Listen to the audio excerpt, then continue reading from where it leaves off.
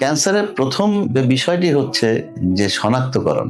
এটার জন্য সবার জানা উচিত যে এটার জন্য কোর বায়োপসি করতে হবে। আমাদের দেশে এবং পার্শ্ববর্তী দেশেও বিশেষ করে মফস্বলে বা কোনো কোনো স্থানে এফএনএসি করা হয়। এফএনএসি মানে হলো চিকন সুই দিয়ে একটা টিস্যু থেকে সেল বা কোষ নিয়ে আসা। এটা কিন্তু স্ট্যান্ডার্ড না। আমরা দেখি যে এগুলো অনেকেই করে আসে, তারপরে আমাদের আবার কোর বায়োপসি দিতে হয়। কোর বায়োপসিতে আমরা ক্যান্সারের ধরনটা ভালোভাবে জানতে পারি, রকমটা ভালোভাবে জানতে পারি, মলিকুলার স্টাডি করতে পারি এবং ভবিষ্যতে প্রিজার্ভ করে এখান থেকে আরো তথ্য পেতে পারি। সুতরাং সবার জানতে হবে যে কোর বায়োপসি মাস্ট। এছাড়া কিন্তু আমাদের ক্যান্সারের ডায়াগনোসিস ভুল হয়ে যেতে পারে। আমরা এমনও দেখেছি লাং ক্যান্সারের রোগী আমরা বায়োপসি ভুল হওয়ার জন্য যক্ষ্মার চিকিৎসা পেয়েছে, আবার দেখা গেছে যে ক্যান্সারের চিকিৎসা পেয়েছে কিন্তু আসলে রোগটা ছিল যক্ষ্মা। তো সুতরাং এই ভুল করা যাবে না।